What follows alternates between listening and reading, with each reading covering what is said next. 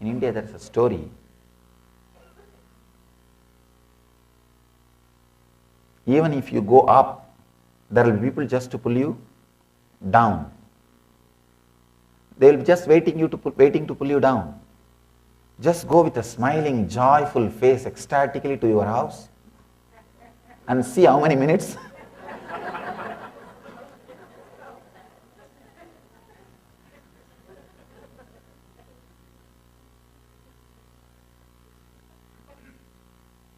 Fortunately, if your spouse is also here, then you are saved. No, otherwise, just understand. You are in ecstasy, independent of him. That is the big problem. See, if you are in ecstasy without depending on him or her, it is too much. And now naturally it will express in your body language. You will say you don't need him or her. That is another big problem. And it hurts his ego. Be like me. At the most, you can be happy with my support. Other than that, nothing else should happen. And I have seen people can't tolerate the other person's happiness, especially independent of me.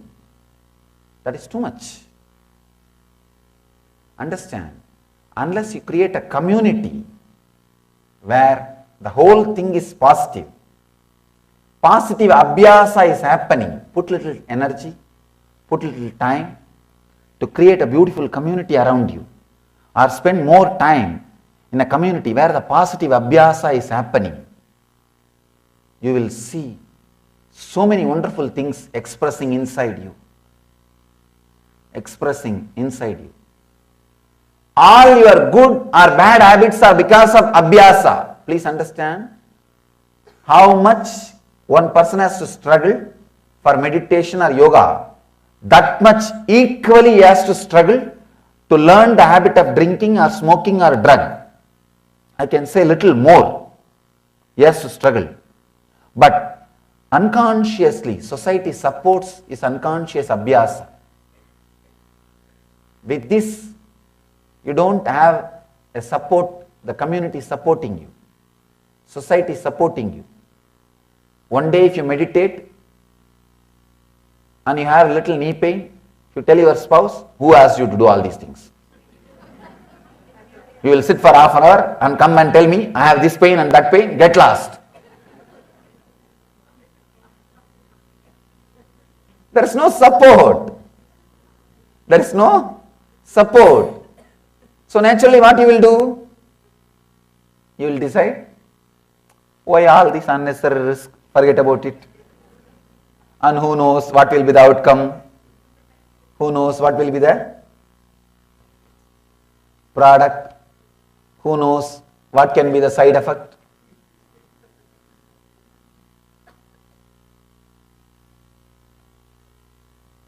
That is the reason Buddha says the Sangha is equally important like a Buddha and Dhamma. See, Buddha can initiate you, Dhamma can inspire you, only Sangha can bring abhyasa to you. Please understand. Sometimes people ask me, Swamiji, in all spiritual organizations, so much of politics is there. Why are you creating one more organization? I tell them, it is necessary, devil.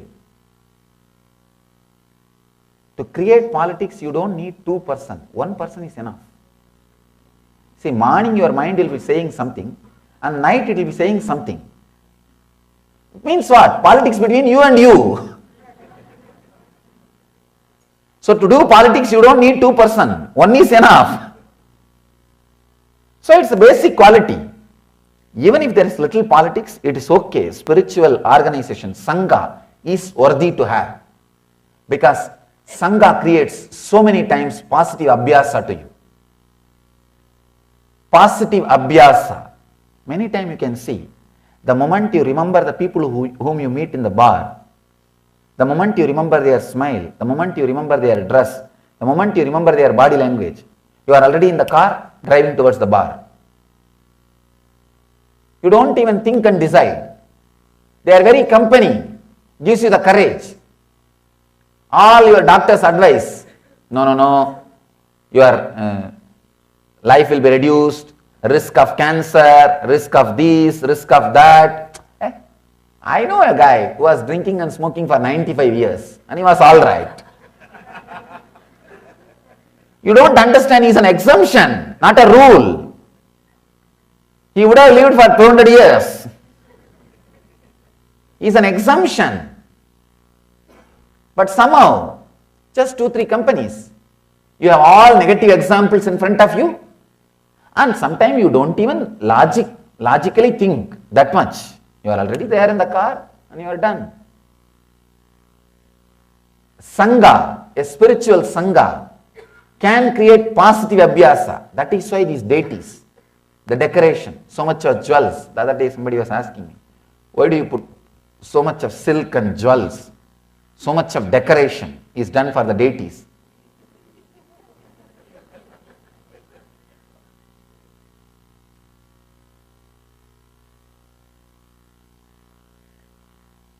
The moment you remember all these things, you will be here.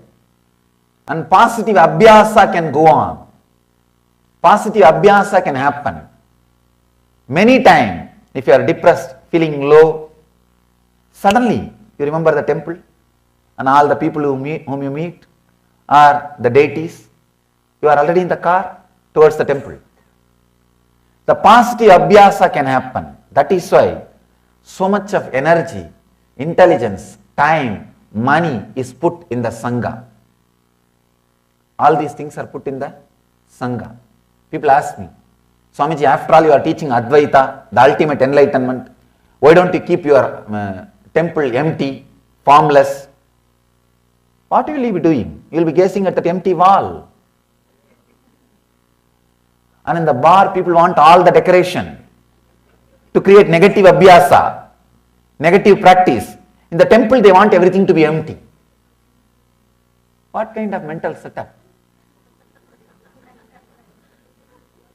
Understand what kind of mental setup?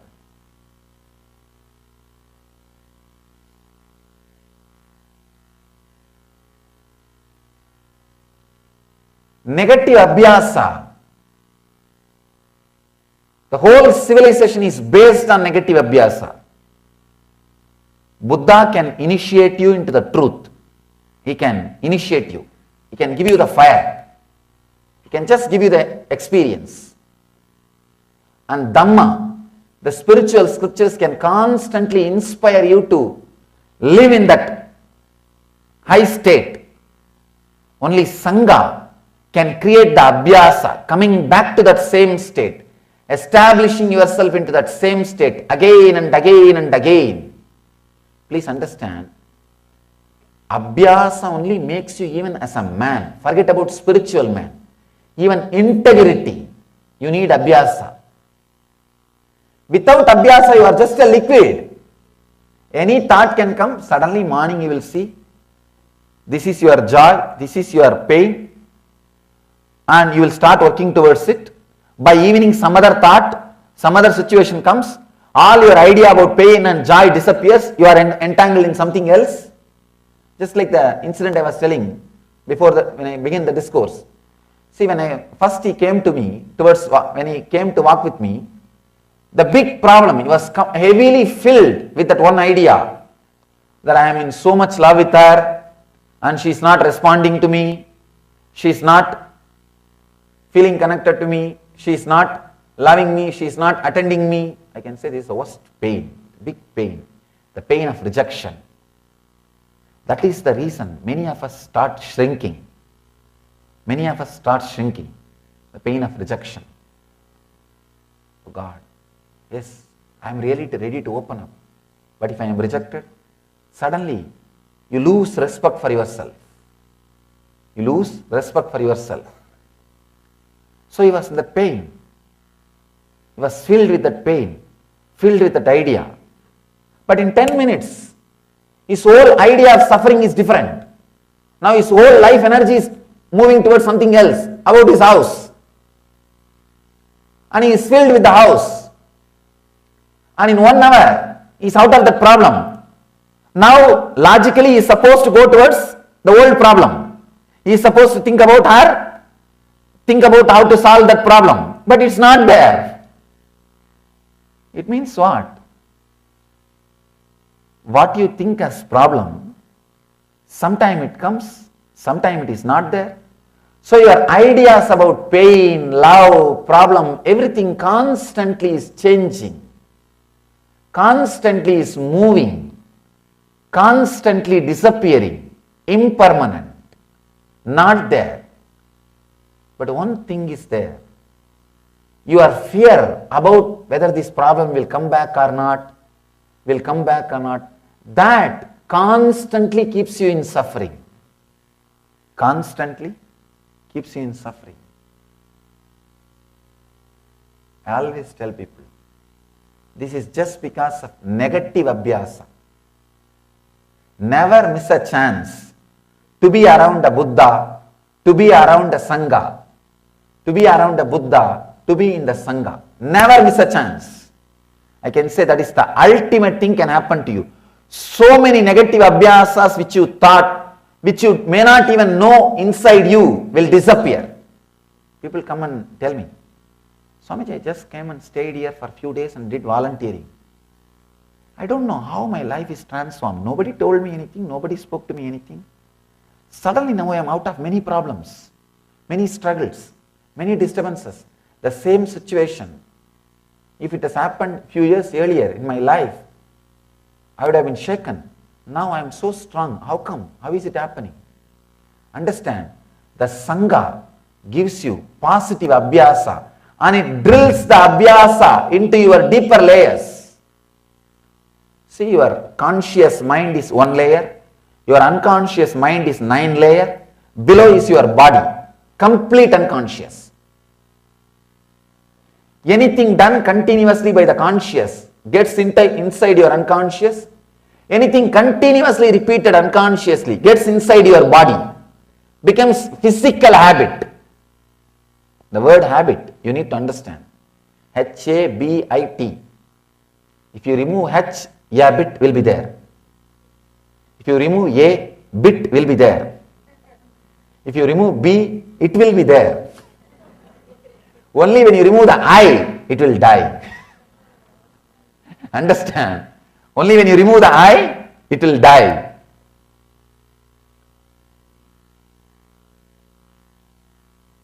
Positive things also. Consciously if you understand and practice, it will go into unconscious. If you live around the people who have practiced, who are living this truth, suddenly you will see your bio-memory will pick up the truth. Your bio-memory will pick up the truth. You are not that intelligent to question every idea. First 2-3 ideas you may question.